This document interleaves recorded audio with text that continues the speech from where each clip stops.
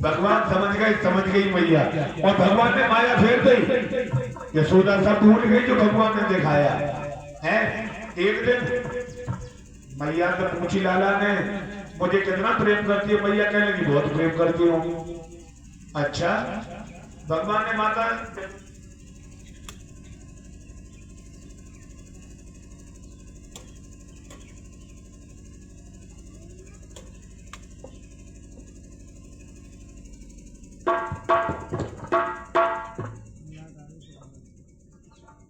योग माया से बोली, योग माया से लाला बोलो, एक काम कर, मैया की जांच करनी है। अब ये कह रही है अपने लाला से ज्यादा काल को ना प्रेम करूं मैं। और आज योग माया बोली, क्या करूं आदेश करूं? भगवान बोले बिल्ली बने का मटका खटका दे, वो दही को भर उधर हो जाइए। बिलैया बने के योग माया चली और माने मुंह पर की हड़िया पे वो पार उड़ा दो, फट फूट गो और खटा को बहुत लाला एक धक्का माता भगी। कहने लगी, अच्छा अबे कह रही तो से ज्यादा खाओ ना चाहूं और मुंह छोड़ दो और दूध को समाने लगी। दूध से प्यारा होता है। अब तो सब चीज की मट्टी कटी हुई है, दूध की मट्टी कटी। 1 लाख रुपया महीना मिल जाए तो पूतों को फांसी पे भेज दोगे? हाँ, माता पिता को वृद्धाश्रम में छोड़ दोगे? सबकी मट्टी, माता पिता की मट्टी कट रही है, भाई भाई की मट्टी कट रही है, पत्नी की मट्टी कट रही है, दूध बूंद की मट्टी कट रही है, पिता पुत्र की मट्टी कट रही है। हर काऊ काले की मट्टी कट गई न पढ़े लिखों के जमाने में। हाँ, सब कुछ नष्ट हो गया। एक बूंद जमीन पर गिर जाता तो जमीन को डीप करके 5 बार पैर छूटी थी अम्माएं हमारी। लेकिन अब तो दूध से कोई मतलब ही नहीं। भगवान ने प्रण कर दिया, माखन साथ सर्दी विच्छेद करो, माखन माँ के अंदर खाने वाली चीज माखन। बालक का जन्म बाद में हुआ, भगवान ने उसका खाने का इंतजाम कर दिया। माता के स्तन में जो माँ के अंदर खाने की वस्तु है वही तो है माखन। और सबसे ज्यादा ताकतवर कौन सी चीज होती है? किसी बालक की माँ मर जाए और पिता उसे रोजाना घी पिलावे, मगर माँ के शरीर पे वो चमक नहीं होगी। और किसी की माँ होवे, अपने बेटा को रूखी सूखी खिला के सालों को सर पे हाथ फिरा दे तो उसका शरीर सबाया रहता है। और माता की जिस चीज पर दृष्टि रहती है वो चीज ज्यादा शक्तिशाली होती है। माता की दृष्टि सबसे ज्यादा किसके ऊपर रहती है? दूध के। इसलिए दूध बहुत शक्तिशाली वस्तु है। दूध रोजाना पी करके तो देखो, अब अगर के बच्चों पे जवानी आई है नहीं है, इन्हें दूध बूंद मिलेगी, चाय वालों पे जवानी थोड़ा ही आती है। अरे जवानी तो दूध दही घी वालों पर आती है? लेकिन आजकल के बच्चे भगवान ने विचार किया, माखन खान से मेरी माता की नजर रहती है दूध दही पर हर वक्त, इसलिए बहुत ताकतवर वस्तु है ये कंसु को मारना है। इसलिए दादा ने विचार किया, मैं मांग के खाऊंगा, चुरा के खाऊंगा, खुद खाऊंगा, अपने घर में खाऊंगा, दूसरे के में खाऊंगा, अपने साथियों को अपने घर में भी खिला दूंगा। जसोदा मैया नहीं होगी तो ये भगवान ऐसे चोर ना आए, ऐसे चोर ना हो लाला कि तुम्हारे घर में दही मट गया मैं निकाले खाएगा और अपने घर से दूध का देना। जसोदा ना होती तो अपने घर में डाको डलवा दे, तो आ जाओ भैया, भैया ना है आ जाओ, है तो चोर हो। तो एक दिन भगवान कहने लगे, मैया मैया बोली काम कर लेने दे, अब तू लाला नहीं है, अब बड़ा होने लगा है, समझदार हो रहा है और उतना उदमबाजी काट रहा है। मैं जरा दधी मथलू और घर जसोदार रही डाल का मटका में भगवान ने तो पत्थर मारो तो हड़िया फूट गई, मट दिया, पूरे आंगन में दही दही फैल गया। सोई मैया ने पकड़ लिया और भगवान को बांध दिया। काई से? ओखल से। पहले ऐसी ओखली होती थी कि ब्रज में हमारी माताएं खड़े होकर के धान कूटती थी और ओखली के बीच में बांधो, कमर में रस्सी बांध कर लग गई काम। पढ़ो रे बंदो, ज्यादा नटखटगिरी करता है। भगवान बोले तू मेरी लीलाओं में बहुत बड़ा रोल अदा कर रही है भैया, तू नहीं जानती, ये तुझे चाह रहा था। और भगवान ने खुद चलते हुए ताकत लगाकर वो ओखली लुढ़का ली। चल रहे जसोदा काम में लगी है, दो पेड़ खड़े वृक्ष नंद बाबा के घर में, यमला और अर्जुन के दोनों पेड़ के बीच में होकर लाला निकलो, तो लाला तो निकल गया, छोटा सा वो किढ़त रही ओखली पेड़ में फंस गई। और जो भगवान ने ताकत लगाई दोनों वृक्ष गिर गए और उनमें तो दो दिव्य पुरुष निकले। भगवान की स्तुति करने लगे, प्रभु आपने हमारा उद्धार किया। ये पूर्व जन्म में कुबेर के पुत्र थे, इनका नाम था मड और ग्रीव। ये नग्न स्नान कर रहे गंगा में, नारद पहुंच गए, इन्हें कपड़ा पहनने का मौका नहीं मिला और आंखें बंद करके खड़े हो गए नारद जी के सामने नंग मुनंग लिए। नारद बोले ओरे मूर्खों, पहली गलती तो गंगा में तुमने नग्न स्नान किया, और दूसरी बात मेरे सामने ऐसे खड़े हो मानो पेड़ खड़ा है, तो जाओ तुम वृक्ष बन जाओगे। दोनों रोने लगे, प्रभु हम कुबेर के पुत्र हैं, हम देव हैं और आपने हमें वृक्ष बना दिया, कल्याण हमारा कैसे होगा ये भी बता दो। नारद ने कहा नंद बाबा के घर में तुम पेड़ बनोगे, यमराज की वृक्ष, भगवान तुम्हारे बीच में होकर के ओखल बांध करके निकलेंगे और तुम्हारा उद्धार हो जाएगा। यमराज का उद्धार किया। बाल लीला है, काऊ को छुए कर तार दो, काऊ को थप्पड़ से तार दिया, काऊ धक्के से मार दिया, किसी को किसी तरह मार दिया। ब्रज में जब तक कन्हैया रहे किसी राक्षस को तलवार से नहीं मारा, इसलिए कन्हैया पूर्ण अवतार है। राम कहते हैं हमने किया है वो करो, और कन्हैया कहते हैं हमने कहा है वो करो। राम ने किया हम कर सकते हैं, पत्नी व्रत कर सकते हैं, माता पिता की आज्ञा का पालन कर सकते हैं, सेवा कर सकते हैं, भाइयों से प्रेम कर सकते हैं, हाँ। और राम कन्हैया ने किया वो हम नहीं कर सकते। कन्हैया कहाँ पैदा हुआ? जेल में पैदा हुआ। रात में बाबा को लेकर भागना पड़ो है, 6 दिन की पूत में मारने चली गई। अरे बालक तो मर जाएगा, ये कर सकता है? नहीं कर सकता। भगवान की 5 साल की उम्र में हजारों राक्षस भगवान को मारने गए, लेकिन सभी का उद्धार किया। इसलिए कन्हैया ने, राम जी को तुमने देखा होगा कैलेंडर में तस्वीर में देखना, बिल्कुल सीधे खड़े होंगे, और इसको देखना जबकि टांग में टांग फंसी हुई पड़ी होगी, कमर टेढ़ी होगी, हाथ टेढ़ा होगा, मुख टेढ़ा होगा, बांसुरी टेढ़ी होगी। संकेत दे रहा है मैं टेढ़ा, मेरा करो टेढ़ा, तू टेढ़ा तेरी टेढ़ी नगरिया। हाँ, इसका सब कर्म टेढ़ा है। जेल में पैदा होना टेढ़ा काम है, रात में जाना टेढ़ा काम है, जहर के दूध पीना टेढ़ा काम है, इसलिए कह रहा है टेढ़ा। राम का सीधा कर्तव्य मनुष्य कर सकता है, कन्हैया का कर्म मनुष्य नहीं कर सकता, इसलिए ये पूर्ण अवतार है कृष्ण। हाँ, सुखदेव की बोली राजा परीक्षित,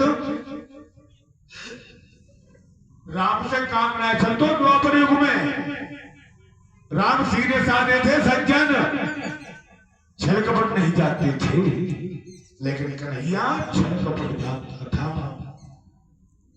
कन्हैया के समय सकुनी जैसा छली था, जीत नहीं पाया उससे दुनिया में कोई, उसके छल को भगवान कन्हैया ने ही पकड़ा था। काऊ ने छल करो तो छलिया बन गए, काऊ ने प्रेम करो प्रेमी बन गए, काऊ ने जा रूप से पुकारो भगवान बन गए। जिसने कन्हैया को जो माना वही बन गए। बाल कृष्ण भगवान की जय। अब एक ब्राह्मणी की कथा को शाम के लिए अधिक से अधिक संख्या में एकत्र होकर भगवान के दरबार की शोभा बनाए। रात्रि में गोवर्धन पूजा है, और अब वैसे एकादशी माने हैं लोग, आज एकादशी है लेकिन अब नहीं है। अब हम कब द्वादशी में प्रवेश कर चुके हैं, तो फिर से द्वादशी प्रारंभ हो गई है।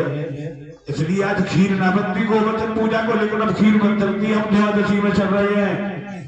हाँ, खीर पूरी पूजा मिष्ठान प्रसाद दक्षिणा जैसे भी ये सभी लेकर के सभी बताएंगे शाम को किस तरह भगवान ने गोवर्धन का पूजन कराया, इंद्र का मान मर्दन किया, ब्रजवासियों की रक्षा की, क्यों की, किस तरह की, ये सभी बड़े सुंदर चरित्र आपको श्रवण कराए जाएंगे।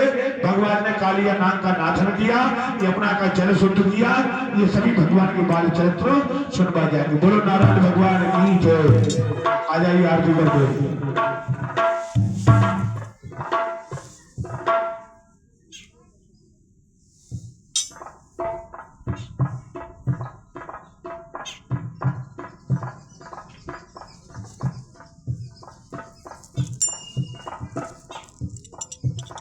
और इक्यावन मुद्रा श्रीमान राम प्रकाश शर्मा जी भगवान के दरबार में भागवत प्रदान करते हैं। दक्षांत भंडार करे प्रभु मनोकामना पूर्ण हो।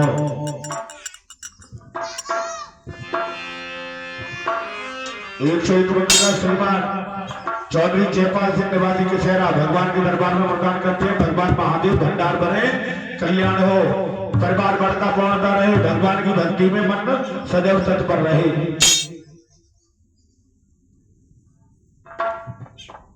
आरती राधा वर की जय,